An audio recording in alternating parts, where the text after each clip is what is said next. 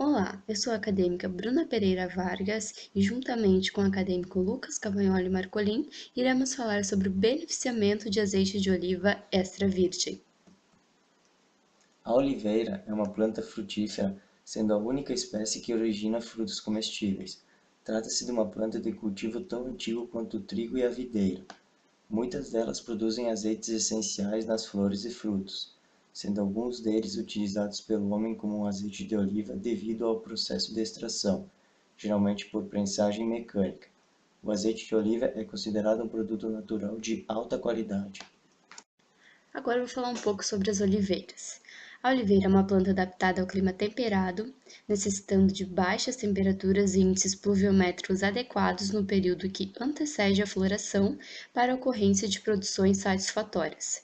Atualmente, cultivares de oliveiras de diversas variedades são cultivados nos estados de Santa Catarina, São Paulo e também com expressivas áreas plantadas no sul de Minas Gerais e no oeste e metade sul do Rio Grande do Sul. Eu trouxe aqui para vocês um vídeo sobre esses cultivares de oliveiras que são produzidos aqui no Brasil. Uma cultura milenar, ainda pouco difundida no Brasil, mas ela está começando a ganhar admiradores e começou pelo Paraná. Hoje nós queremos mostrar aqui o cultivo das oliveiras, que é um produtor lá em Mandaguaçu, no Paraná. Ele resolveu apostar nas azeitonas, está esperando bons frutos daqui para frente, trazendo conhecimento para a cultura e o mercado extremamente amplo. As folhas são delicadas. A sombra produzida pelo pé ainda não esconde o sol e, por enquanto, também não revela os frutos. O cultivo das oliveiras ainda é pouco disseminado no Paraná, apesar de ser a cultura perfeita para o solo e para o clima do estado. Faça calor ou frio e até mesmo geada, nada disso compromete a qualidade da azeitona. E depois de muito pesquisar, esse produtor de Mandaguaçu decidiu testar a cultura.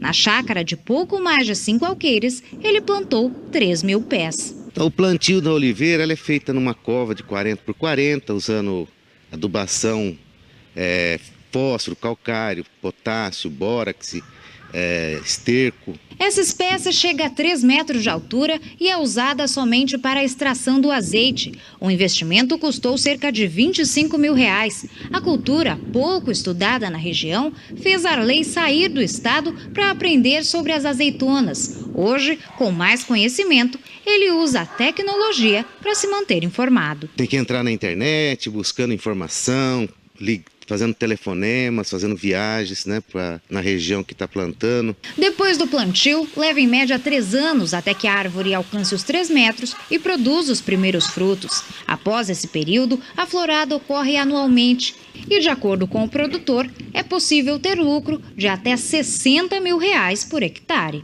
E antes mesmo da primeira colheita, o seu Arley já pretende arriscar. Aqui nessa estufa, ele produz mudas de oliveira para vender a outros produtores e incentivar a cultura milenar. Eu estou aqui com 5,5 hectares plantado e eu pretendo pelo menos dobrar essa quantia dentro de uns 2 anos aí. Segundo dados do Conselho Oleícola Internacional, o Brasil é o 7º importador mundial de azeite de oliva e o 2º de azeitonas, um mercado vantajoso para grandes e pequenos produtores.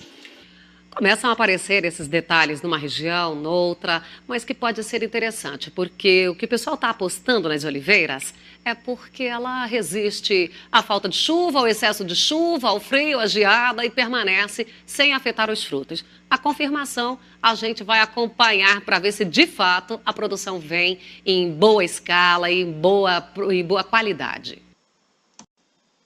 As azeitonas de mesa são frutos sadios de variedades específicas de oliveiras, colhidas no ponto exato de maturação e de qualidade tal que, após a preparação adequada, origina um produto alimentar em bom estado de conservação e de comercialização.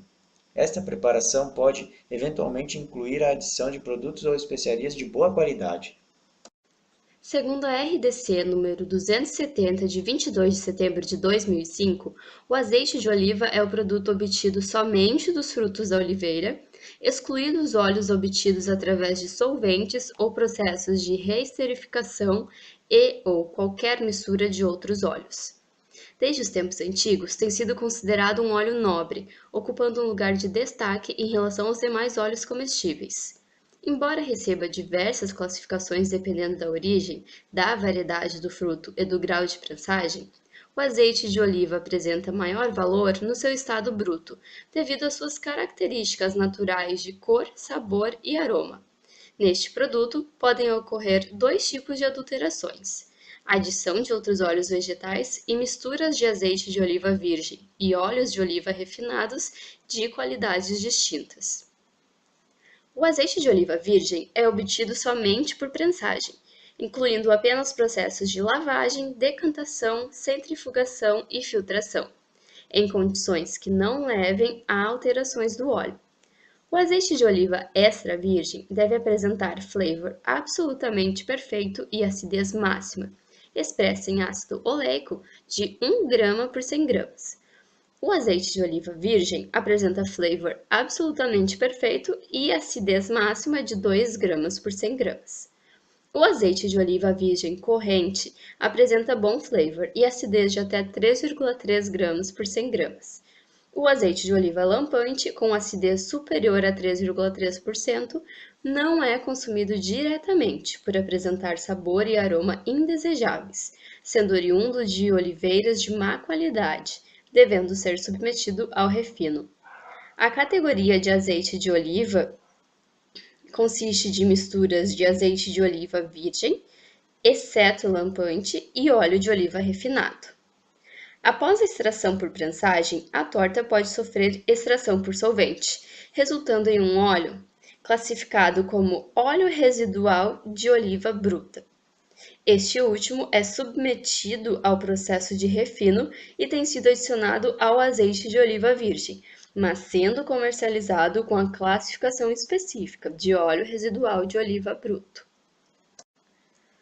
O beneficiamento do azeite de oliva extra virgem consiste nas seguintes etapas: colheita dos frutos, transporte à indústria, limpeza, moagem, maxalagem, separação por centrífuga, filtração do azeite, armazenamento e embalagem. Bom, vou falar um pouco agora sobre a colheita dos frutos. O amadurecimento das azeitonas é caracterizado por 4 estágios específicos. Temos o estágio verde, onde a pele da azeitona encontra-se uniformemente verde, o estágio verde claro, onde o tom verde desaparece progressivamente até uma coloração ainda verde, porém mais fraca, o estágio roxo, onde a coloração passa para um roxo avermelhado, indicando o início da maturação do fruto, e o estágio preto, onde a coloração se encontra escura, indicando o fim do processo de maturação. Em geral, a colheita deve ser realizada no estágio roxo. Os sistemas de colheita compreendem a colheita manual, que é um dos sistemas mais caros, pois exige muitos trabalhadores. São colocadas redes plásticas embaixo da árvore, os trabalhadores movimentam os galhos com ferramentas simples, como ancinhos, e os frutos caem sobre a rede. Os mesmos são coletados e dispostos em caixas adequadas. Tem-se também as máquinas de colheita manual. Aqui usam-se máquinas de colheita manual, promovendo melhores rendimentos. Um tipo de máquina muito usada são ganchos que promovem determinada vibração, auxiliando no desprendimento do fruto. Tem também os abanadores de tronco, que são usados abanadores de troncos que podem ser autopulsados ou montados em tratores.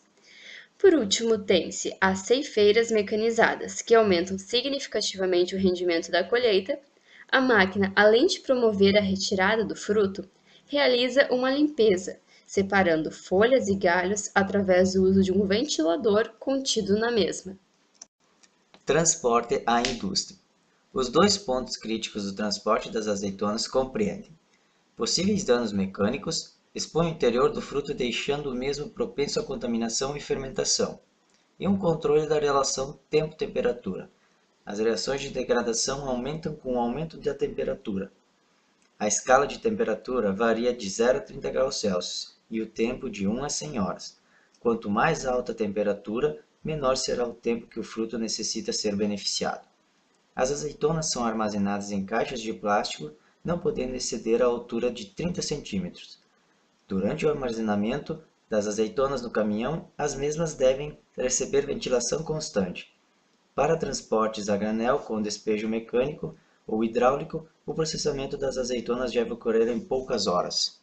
Bom, agora eu vou falar um pouquinho sobre a etapa de lavagem ou limpeza. Primeiramente, a retirada de impurezas ocorre de forma a deixar apenas o fruto seguir para a etapa de limpeza propriamente dita.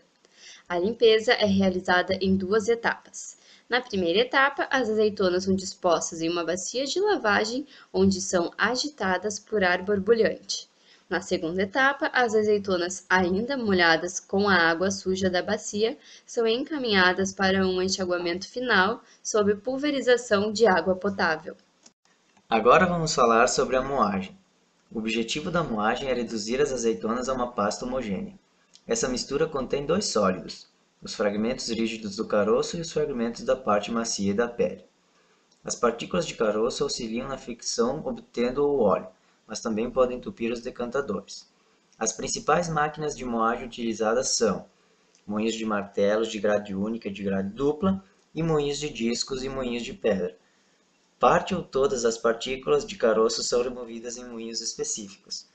Mas se os mesmos forem totalmente retirados, deve-se ter um rígido controle de fluidez e o teor de água na pasta para que haja uma boa separação do óleo nas etapas seguintes. Bom, logo após vem a etapa de maxilagem. O principal objetivo dessa etapa é facilitar a separação do óleo nas etapas de centrifugação. Em uma planta moderna de produção de azeites, é a única etapa que ocorre de forma descontínua. A pasta alimentada no maxiller em meio de água sólida com pequenas gotículas de óleo uniformemente distribuídas. Nessa etapa, ocorre a coalescência do óleo, aumento de atividades enzimáticas que acarreta em mudanças de equilíbrio entre compostos hidrofóbicos e hidrofílicos e mudanças riológicas. O resultado final da maxilação é a agregação de compostos polares e anfipáticos na fase oleosa. Separação por centrífuga. São utilizados para promover separações líquido-líquido e sólido-líquido, após a sua saída da etapa de maxilagem. Aqui o fluido entra com uma fase sólida insolúvel, fragmentos de caroço, uma fase aquosa, composta por água e seus componentes solúveis, e uma fase oleosa contendo componentes muito importantes tanto para a qualidade sensorial quanto nutricional do azeite. A primeira centrifugação é realizada em uma centrífuga trifásica, onde as 3 fases são separadas com base em sua diferença de densidade. O processo também pode ocorrer em centrífugas bifásicas, onde o azeite sofre um tratamento centrífugo para eliminar as impurezas sólidas adicionado de água para facilitar na limpeza e recuperação do azeite. Mas posteriormente, a mistura de azeite e água deve passar por um decantador, centrífugas decantadoras, para que seja efetuada a separação.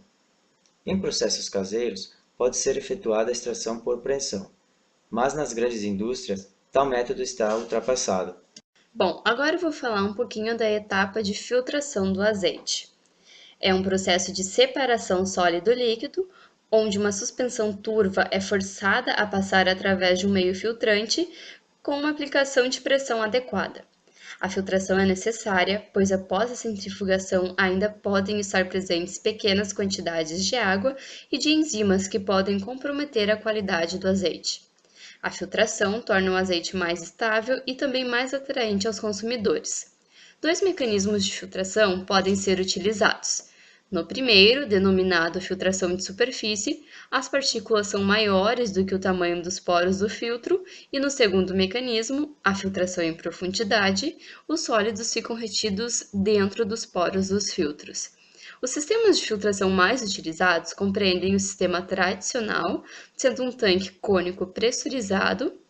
Também tem o sistema de filtração com pressão hidráulica sem a utilização de bombas, filtro à Barese, sendo um filtro que utiliza a gravidade e é utilizado em pequenas escalas.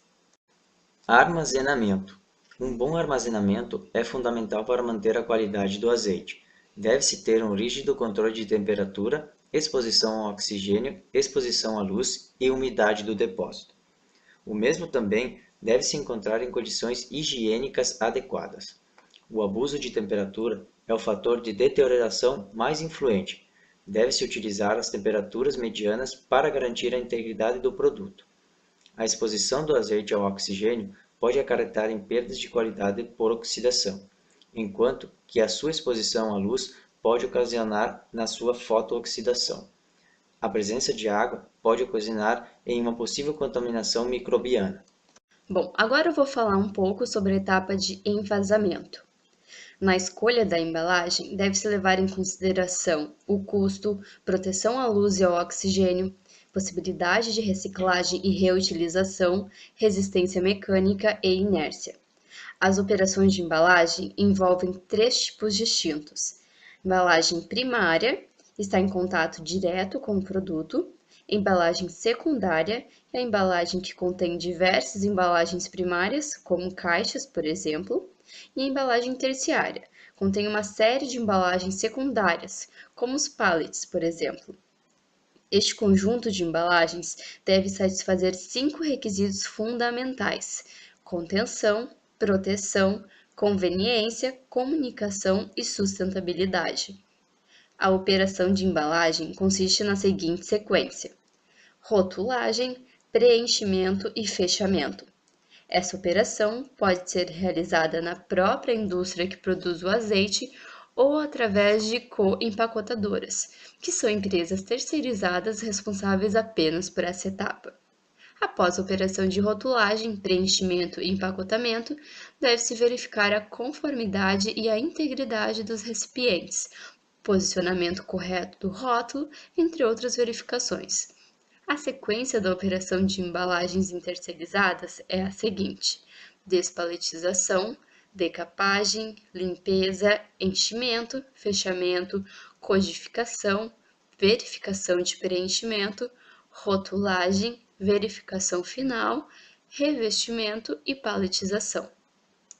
Bom, agora eu trago um vídeo para vocês de uma empresa que realiza o beneficiamento do azeite.